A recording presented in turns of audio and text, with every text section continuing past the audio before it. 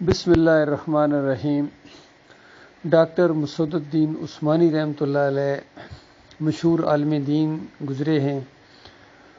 Retired army افسر بھی تھے اور بہت ہی مجاہد صفت اور دلیر انسان گزرے ہیں، بہت ہی متقی اور پرہیزگار بھی تھے اور جرأت کے ساتھ 20ویں صدی کے آخر میں انہوں نے توحید کی دعوت اٹھائی، اور جس طرح ڈاکٹر مریض کے مرض کو پوری طرح جب جان جاتا ہے اور اس کے بعد اس کا علاج شروع کر دیتا ہے، ڈاکٹر صاحب نے بالکل اسی طرح دینی نقطۂ نظر سے امت مسلمہ کے اندر جو اصل مرض تھا اس کو پکڑا کہ یہ امت شرک کی وجہ سے ماری جا رہی ہے، انہوں نے اپنے مالک اور خالق کے ساتھ غداری کی ہے، کلمے کے یہ غدار ثابت ہوئے ہیں، اور جس وجہ سے ان مسلمانوں کو عزت ملی تھی وہ توحید کی بدولت ملی تھی، شرک کے رد کی وجہ سے ملی تھی، امر بالمعروف اور نہی عن المنکر کرنے کی وجہ سے ملی تھی، اور ایمان خالص کی وجہ سے ملی تھی۔ تو اس دعوت کو ڈاکٹر صاحب نے اٹھایا پاکستان کے اندر سے، کیماڑی، کراچی اور پورے ملک کے اندر ساتھی بن گئے، مختلف بڑے بڑے شہروں میں مراکز بھی بنے، مساجد بھی بنی، اور جو ساتھی بیرون ملک گئے تھے وہاں بھی انہوں نے دین کا کام کیا اور وہاں بھی مراکز بنے، ساتھی بنے، اور الحمدللہ ایک امید پیدا ہو گئی تھی کہ اب یہ دعوت غلبہ پکڑے گی اور یا تو ہم دین اسلام کی سربلندی کو دیکھیں گے یا اس راستے میں شہادت کی نعمت سے اگر وہ بھی مل جائے تو پھر تو کہنا ہی کیا۔ 1987 کے بالکل شروع کا معاملہ ہے، فروری 1987 میں مجھے یہ دعوت ملی۔ میں فوج میں آرمی افسر تھا، 7 پنجاب ریجمنٹ کے اندر، پی اے نمبر 232۔ تو ڈاکٹر صاحب کا یہ لٹریچر مجھے ملا اور میں نے وہ پڑھا، ایک کیسٹ بھی میرے ہاتھ آئی، پوری طرح رگو پے کے اندر یہ دعوت اتر گئی اللہ کے فضل و کرم سے، اور مجھے پوری طرح اب یعنی یقین ہو گیا کہ آخر 71 میں ہماری شکست کی کیا وجہ ہے اور 65 میں کیا ہوا اور اب آگے کیا ہونا ہے، اور پاکستان کس طرح آگے بڑھ سکتا ہے، افواج پاکستان کس طرح مضبوط سے مضبوط تر ہو سکتی ہیں۔ تو یہ ساری چیزیں میں نے محسوس کر لیں کہ ایمان خالص اگر ہم اختیار کریں، شرک کی بجائے توحید کی طرف آئیں، تو انشاءاللہ سارے مسائل کا یہی حل ہے۔ بہرحال اسی جماعت کے ساتھ میں چمٹ گیا اور گزشتہ 37 سال سے میں یہی دینی کام الحمدللہ، توحید کی دعوت، رد شرک اور طاغوت کی نشاندہی کرتا رہا اور کر رہا ہوں اور انشاءاللہ کرتا رہوں گا۔ جماعت ڈاکٹر صاحب کی وفات کے بعد جو ہے، ڈاکٹر صاحب کی وفات دسمبر 86 میں ہوئی، اور اس کے بعد اس جماعت کے امیر ایک محکمہ موسمیات کے افسر تھے محمد حنیف صاحب، ان کو بنایا گیا۔ پڑھے لکھے آدمی تھے اور معصوم سے بھی تھے، اور ظاہری بات ہے ساتھیوں نے ان کے اوپر اعتماد کیا، یہ ذمہ داری ان کے کندھوں کے اوپر ڈالی اور معاملہ چل نکلا یہ قافلہ، کیونکہ ڈاکٹر صاحب کی تربیت یافتہ لوگ یعنی موجود تھے، وہ اس دعوت کو جاری رکھنا چاہتے تھے اور جاری رکھے ہوئے تھے کہ آہستہ آہستہ لوگوں کے اندر، یعنی کچھ لوگ اس میں سے، ظاہری بات ہے ہر بندہ اپنی سوچ رکھتا ہے اور کوئی کم پریشر برداشت کر سکتا ہے، کوئی نہیں کر سکتا، کوئی لالچوں میں آ جاتے ہیں، کوئی گھبرا جاتے ہیں، تو آہستہ آہستہ لوگ نکلتے بھی رہے، یعنی اگر 10 نکلے ہیں تو 50 آئے ہیں اس انداز سے۔ تو شروع میں یہ امیر بادشاہ، عبد القادر سومرو، یہ عبد الہادی، یہ گروہ نکلا، پھر ملتان کے یہ ڈاکٹر بشیر وہ نکلے اسی کے ساتھ، پھر یہ غضنفر گروپ جو کراچی کے رہنے والے ہیں، رفیام کے، وہ نکلے، اور یہ بختزادہ گروپ نکلا، اور جو مزید یعنی جو غیر معروف بھی لوگ تھے، کچھ نہ کچھ یہ مختلف مسائل کی وجہ سے نکلتے رہے، لیکن جماعت کے اوپر کوئی خاص فرق نہیں پڑا۔ جیسا کہ میں نے پہلے کہا کہ کچھ نکلتے تھے، زیادہ لوگ آ رہے تھے، معاملہ اس طریقے سے آ رہا تھا، لیکن آخر میں آ کے 2 بڑے واقعے پیش آئے۔ ایک منظم گروہ اندر سے سازش کے ذریعے اور کچھ حنیف صاحب کی کمزوریوں کی وجہ سے ایک بغاوت والا انداز ہوا، یعنی بجائے اس کے کہ اصلاح کی جاتی ایک دم محاذرائی کی سی کیفیت شروع ہو گئی، اور حنیف صاحب کے اندر جو کمزوریاں تھیں کل پاکستان شورا بلائی گئی، انہوں نے بھی نشاندہی کی، اور ان جو باغی ہو رہا تھا گروہ ان کی دلجوئی کے لیے بھی کہ یہ نہ نکلیں، کچھ تو ان کی جائز باتیں تھیں اور کچھ ان کی ناجائز باتیں بھی مان لی گئیں، اور محمد حنیف نے سٹیج سے کھڑے ہو کے توبہ استغفار کی کہ میں معافی مانگتا ہوں، اور یہ جو میرے سے کوتاہی ہو گئی ہے یا کچھ سستی جو میرے اندر آئی ہے اور ڈھیلا پن آیا ہے، اس سے جماعت کی بنیاد اکھڑ سکتی تھی، تو بہرحال میں اللہ سے معافی مانگتا ہوں۔ تو بس وہ نظم پھر قائم رکھا گیا، مٹھائیاں بانٹی گئی، گلے ملے گئے، لیکن یہ جو باغی گروپ تھا سرفراز کا اور یعقوب علی کی قیادت میں، سرفراز اس وقت قیادت کر رہا تھا، ان کے دل چکے ٹوٹ چکے تھے اور اب یہ ساتھ نہیں چل سکتے تھے، تو کچھ محمد حنیف صاحب نے بھی ظاہری بات ہے جو آپس میں ایک عدم اعتماد کی سی کیفیت پیدا ہو گئی تھی وہ دوبارہ بحال نہیں ہو سکی، تو یہ لوگ پھر علیحدہ ہو گئے۔ ایک اور نام ہے بدر الزمان صدیقی صاحب، یہ بھی ان کی لپیٹ میں آ گئے اور یہ گروپ علیحدہ ہو گیا۔ انہوں نے بدر الزمان صدیقی کو اپنا ناظم بنا لیا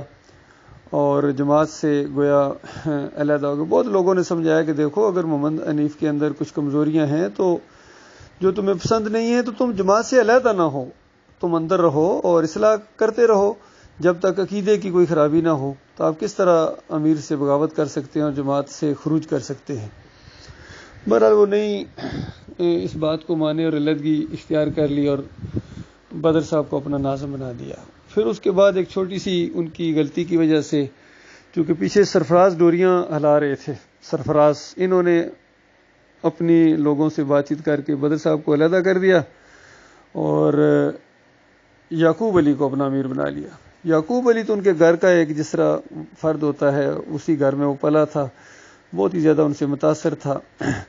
عالم دین ہونے کے باوجود اپنے پاؤں پر کھڑا ہونے کی بجائے وہ ہمیشہ انہی کے اشاروں پر چلتا رہا، ان سے مفادات بھی کچھ سمیٹ رہا ہے اور وہ اس سے استعمال کر رہے ہیں اور یہ ان کو استعمال کر رہے ہیں۔ بہرحال یہاں سے علیحدگی کے بعد یہ گروپ پھر 4 حصوں میں تقسیم ہو گیا۔ جماعت سے علیحدگی کے 3 سال بعد ان کے اندر ایک مسئلہ اٹھا کہ خاندان یعقوب علیہ السلام نے جو سجدہ کیا تھا یہ سجدہ تعظیمی تھا یوسف علیہ السلام کو یا یہ سجدہ شکر تھا اللہ تعالیٰ کو، تو اس مسئلے کے اوپر سعید احمد اپنا ایک گروپ بنا کے علیحدہ ہو گیا، کیونکہ وہ یوسف علیہ السلام کے سجدے کا قائل تھا، اور جو یعقوب علی تھا یہ اللہ کے سجدے کا قائل تھا،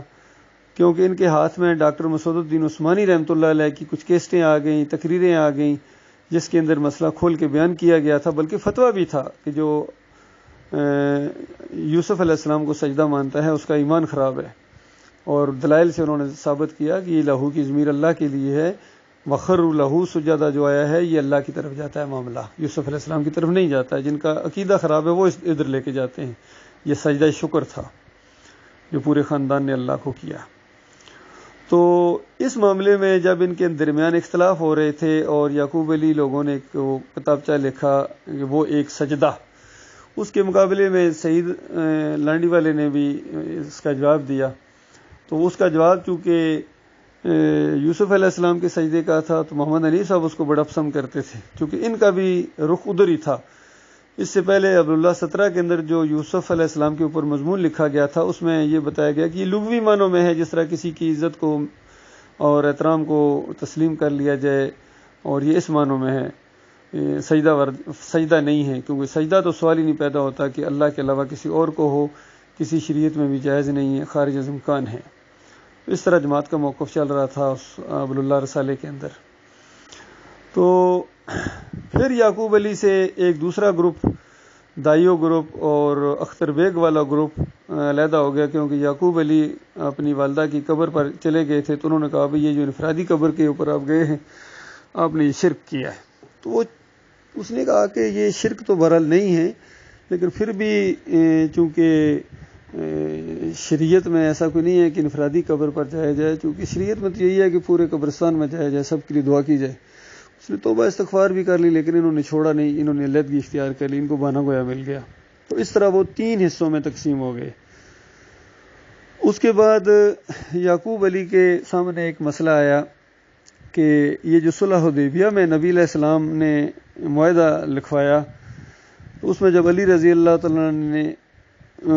وہ محمد رسول اللہ کاٹنے سے انکار کر دیا، کیونکہ مخالفین نہیں مانتے تھے کہ اگر محمد رسول اللہ لکھو گے تو پھر تو ہم کیسے کر سکتے ہیں، اگر محمد رسول اللہ تو نہیں مانتے پھر ہم جنگیں کیوں کرتے، وہ لکھو محمد بن عبداللہ۔ تو نبی علیہ السلام نے علی رضی اللہ تعالیٰ عنہ سے کہا کہ کاٹ کر یہ لکھ دو۔ ان کا بھی میں نہیں لکھ سکتا ہوں، یہ میں تو یہ نہیں اس محمد رسول اللہ کو نہیں کاٹ سکتا ہوں، یہ نہیں کہ کوئی نافرمانی کی وجہ سے بلکہ ایمان کی وجہ سے۔ نبی علیہ السلام نے کہا لاؤ ادھر۔ تو حدیثوں میں آتا ہے کہ نبی علیہ السلام نے اس کو انگوٹھے سے یعنی مٹا کے خود لکھ دیا۔ اس پر جھگڑا کھڑا ہو گیا کہ قرآن تو کہتا ہے امی ہیں، اور یہاں یہ روایت بیان کر رہی ہے کہ خود لکھ دیا۔ تو اس کے بعد پھر جب ڈاکٹر صاحب کی تشریح سامنے آئی تو ڈاکٹر صاحب نے کہا کہ دیکھو اگر خود لکھ دیا، ان روایتوں کو لیا جائے پھر یہ معجزہ ہے، کیونکہ لکھنا تو نہیں جانتے تھے، اب معجزہ مانا جائے کہ اللہ نے لکھوا دیا تو معجزہ ہے، تو اس میں کوئی مسئلہ نہیں۔ لیکن یعقوب علی ڈٹ گئے کہ نہیں، یہ معجزہ ہو ہی نہیں سکتا۔ اس پر ایک گروپ علیحدہ ہو گیا بدر صاحب کے بچوں کا، اور اس کے پیچھے ادھر پنجاب کے خوشاب کے فیاض محمود تھے، یہ ایک گروپ علیحدہ ہو گیا۔ انہی دنوں کے اندر اس سے پہلے بلکہ محمد حنیف نے جب وہ سعید احمد کی وجہ سے وہ سجدے کا معاملہ انہوں نے یہ موقف اپنا لیا، محمد حنیف نے بھی، کہ سجدہ یوسف علیہ السلام کو ہوا ہے، اور وہ یہ اپنی تفسیر بھی لکھ رہے تھے، حصہ دوسری جلد، اس میں یوسف علیہ السلام کی تفسیر بھی تھی سورہ یوسف کی۔ تو اس کے اندر انہوں نے اس طرح کی تفسیر کر دی کہ یہ سارا خاندان یوسف علیہ السلام کے سامنے سجدہ ریز ہو گیا، سورہ یوسف 100 نمبر آیت کی تفسیر میں۔ تو اس پر جو ڈاکٹر صاحب کے اصلی ساتھی تھے وہ انہوں نے مخالفت کی کہ یہ آپ کیا کر رہے ہیں، پہلے تو لغوی معنوں میں کہہ رہے تھے، اب حقیقی معنوں میں کہہ رہے ہو۔ تو محمد حنیف صاحب کہتے نہیں، وہ لغوی معنوں میں غلط تھا، اصل میں حقیقی معنوں میں سجدہ ہوا ہے، اور یہ بس اللہ کا حکم ہے، جس طرح اور معجزات ہوئے ہیں اس طرح یہ ہوئے، معجزات کو دلیل کے طور پر پیش کرنے لگے۔ تو ڈاکٹر صاحب کے ساتھیوں نے کہا کہ دیکھو معجزات تو یہاں کو معجزہ تو نہیں ہوا نا، یہ تو ایک واقعہ اس طریقے سے، اور سجدہ اللہ کو بنتا ہے، کرینے سے بھی اللہ کو لگتا ہے، موقع بھی اللہ کو سجدہ کرنے کا، پھر پورے قرآن کے خلاف ہے۔ سورہ مریم میں آ گیا کہ سارے انبیاء اللہ کو سجدہ کرتے تھے، سورہ سجدہ میں آ گیا، سورہ بنی اسرائیل میں آ گیا، اور یہاں سورہ یوسف کے اندر بھی وہی مضمون ہے، لیکن وہ نہیں مانے، اس کے اوپر ڈٹ گئے۔ تو پھر ہم لوگوں نے، جس میں ارشد کرملائی اور دوسرے اور کچھ لوگ تھے، ہم لوگوں نے کہا نہیں، یہ تو بالکل شرک ہے، کھلا شرک ہے، اور یہ کسی صورت نہیں ہو سکتا۔ تو تقریباً 6-7 مہینے ان کو سمجھاتے رہے، ایک پورا مضمون لکھ کے ان کے ہاتھ میں پکڑایا، لیکن وہ ڈٹ گئے، وہ ضد کے اندر آ گئے، کیونکہ ان کا پیچا پڑا ہوا تھا یعقوب کے ساتھ۔ اب اگر یہ مان لیں کہ یا کیا نام ہے سجدہ اللہ کو ہوا ہے، تو اس کا مطلب ہے کہ یعقوب کی بات مان لی، تو اس طرح ان کو فتنے میں ڈال دیا گیا۔ تو ہم نے ان کو بتایا بھائی یعقوب کا مسئلہ نہیں، اگر کسی معاملے میں یعقوب کی بات صحیح ہے تو اس کا یہ مطلب نہیں ہے کہ آپ اس کا انکار کر دیں، باقی یعقوب کا اپنا جرم ہے، وہ تو ایک تو باغی بھی ہے، اور دوسرا اس کے اندر یہ جو چیز آ گئی ہے کہ کتنی حدیثوں کا انکار کر رہا ہے، تو اس کو اس کا جرم اس کے پاس ہی رکھیں، اس کی وجہ سے آپ یہ کیوں معاملہ اس طرح کر رہے ہیں، اپنی آخرت برباد کریں گے، جماعت کی آخرت برباد کریں گے۔ بہرحال ہر طریقے سے، ہر اینگل سے سمجھایا، وہ نہیں مانے۔ تو اس طرح ہمارا گروپ ان سے علیحدہ ہو گیا، بلکہ ہم اصلی تو ہم ہی تھے ڈاکٹر صاحب کی جماعت کے اصلی موقف کے اوپر، تو ہم کھڑے تھے، ہم تو یہ لے بھی نہیں ہے، ظاہر بات ہم ادھر ہی کھڑے رہے، لیکن تھوڑی تعداد میں لوگ بچے، باقی سب کو یہ لے کے علیحدہ ہو گیا محمد حنیف۔ تو انہی دنوں میں یہ جو گروپ تھا بدر صاحب کے بچوں کا، یہ علیحدہ ہو رہا تھا یعقوب علی کے ساتھ۔ تو ہم نے چونکہ ان کا ساتھ دیا اس کے معاملے کے اندر، اور پھر جب ظاہری بات انہوں نے بھی نظم قائم کرنا تھا، ہم نے بھی اپنا نظم قائم کرنا تھا، اس سے پہلے ہمارا نظم قائم تھا، ہمارا تو عارضی طور پر ایک نظم، چونکہ ہم نے جو ناظم بنائے تھے لطیف حسن صاحب، وہ انہوں نے ظاہری بات ہے ایک غلط موقف اختیار جب کر کے ایک غلط گروہ کے ساتھ جا کے مل گئے، دائیو گروپ کے ساتھ، تو ہمارا صرف محمد یعنی لطیف صاحب وہاں گئے، باقی ہمارا تو نظم ہر جگہ قائم تھا، ہماری شورا قائم تھی، ہمارے مراکز قائم تھے، ان کے ناظم قائم تھے، صرف نیا ناظم بنانا تھا مرکزی، تو وہ ابھی ہم سوچ ہی رہے تھے، اور ادھر سے ان کا مسئلہ ہو گیا، تو ہم نے کہا بھائی ہم آپس میں مل کے بناتے ہیں۔ انہوں نے وعدہ بھی کیا بدر صاحب کے بچوں نے کہ ہمیں تھوڑا سا موقع دیں، اس کے بعد ہم انشاءاللہ مل کے نظم بنائیں گے۔ تو ہم نے کہا بھائی ٹھیک ہے، 1 مہینہ انہوں نے مانگا، ہم نے 2 3 4 مہینے دیے، 5ویں 6ٹھے مہینے میں بھی جا کے ان کو جب کہا کہ اب تو بناؤ بھائی، تو اصل میں پیچھے ان کے فیاض محمود تھے اور کچھ اور لوگ تھے جو نہیں چاہتے تھے کہ ہم دونوں گروپ اکٹھے ہو جائیں، کیونکہ یہ مجھے بھی جانتے تھے کہ میری موجودگی میں یہ ڈاکٹر صاحب کی دعوت کے اندر کوئی تبدیلی نہیں کر سکتے ہیں، اور ان کی یہ جو اپنی چودراہٹ ہے، چودراہٹ نہیں چلنے دیتا ارشد کسی کی بھی، چودراہٹ چلے گی تو ہمارے مالک اور خالق کی چلے گی، اس کی کبریائی چلے گی، اس کے مقابلے میں کسی کی نہیں چلے گی۔ تو جو اس جماعت کے موقف کے اوپر قائم رہے گا، جو ڈاکٹر عثمانی رحمۃ اللہ علیہ نے مومنوں کی یہ جماعت کھڑی کی، اللہ کے فضل و کرم سے گویا سبیل المومنین کھڑی ہو گئی، ایک بالکل اسی انداز سے جس طرح نبی علیہ السلام کے بعد صحابہ کرام کی ایک جماعت بنی تھی مومنوں کی، اس کو اللہ نے سبیل المومنین کہا۔ تو ظاہری بات ہے جس دور کے اندر مومنوں کی ایک جماعت بنے گی وہ اسی کے ساتھ اس کا تعلق ہوگا، ہمارا کسی فرقے سے کوئی تعلق نہیں تھا، تو نہ ہی سیاسی جماعت کسی کا، ہم تو اپنے اللہ کے دین کی دعوت کو لے کر اٹھے ہیں، تو لہٰذا ان سب کے اندر کہیں نہ کہیں گڑبڑ آئی ہے، اور اسی جگہ پر اگر کھڑے ہیں تو ڈاکٹر عثمانی کے یہ اصلی ساتھی ہم لوگ کھڑے ہیں الحمدللہ۔ تو انہوں نے ہمارے ساتھ بدعہدی بھی کی کہ ہمارے ساتھ وعدہ بھی کیا تھا کہ آپ کے ساتھ مل کے ہم نظم بنائیں گے، لیکن انہوں نے ہمیں بتائے بغیر ہی گویا اپنا نظم قائم کر دیا، اور ہم نے کہا چلو ٹھیک ہے کوئی بات نہیں، ہمارا تو آلریڈی بنا ہوا نظم ہے، صرف آپ کی وجہ سے رکے ہوئے تھے، تو آپ نے اگر اس میں بدعہدی کی ہے تو کوئی بات نہیں، آپ جانے۔ اور ساتھ ہی ہم نے کہا ابھی یعقوب سے آپ نکلے ہیں، دوسری دفعہ ڈسے گئے ہیں، پہلے محمد حنیف سے پھر یعقوب علی سے، اب تمہارے اوپر جو چھتری ہے نا یہ فیاض محمود کی ہے، تو یہ جب تمہیں ڈسے گا نا تو تم بالکل یعقوب علی کو بھول جاؤ گے۔ تو انہوں نے ہماری بات نہیں مانی، تو اپنا نظم قائم کر دیا، ہم نے بھی اپنا نظم قائم کر دیا، کمال خان صاحب کو ہم نے اپنا امیر بنا دیا، تو اس طرح معاملہ چلتا رہا۔ 3 4 5 مہینوں کے بعد پھر یہ ہمارے معراج الدین صاحب اور قصور کے جو مختار صاحب ہیں، ماسٹر مختار، انہوں نے آپس میں ملاقات کے بعد کہا بھائی ہم دونوں کو آپس میں اکٹھا ہونا چاہیے، ہمارے جب نظریات ایک ہیں، کیونکہ شروع میں تو ان کے جو بدر صاحب کے بچے ہیں یا ان کے ساتھ جتنے لوگ تھے ان کے اندر تھوڑی بہت خرابیاں تھیں جو ہماری نشاندہی کرنے سے انہوں نے اس کو دور کیا، خاص کر ملائکہ کے سجدے کے معاملے میں ان کے لوگوں کے وہ کلیئر نہیں تھے کنسیپٹ، وہ اس سجدے کو سجدہ نہیں مانتے تھے اس طریقے سے، اور پھر ناسخ منسوخ کے معاملے میں بھی ان کے کنسیپٹ کلیئر نہیں تھے، تو یہ جو پھر جمہوریت کو بھی شرک نہیں کہتے تھے۔ تو ہم نے کہا بھائی یہ ساری چیزیں جب تک تمہارے اندر ہوں گی ہم تو سوال ہی نہیں پیدا ہوتا تمہارے ساتھ ملیں یا تمہیں اپنے ساتھ ملائیں، ان چیزوں کو دور کرو تو پھر جو ہے نا ہمارے چانسز ہوں گے اکٹھے ہونے کے۔ تو بہرحال وہ چیزیں انہوں نے دور کی،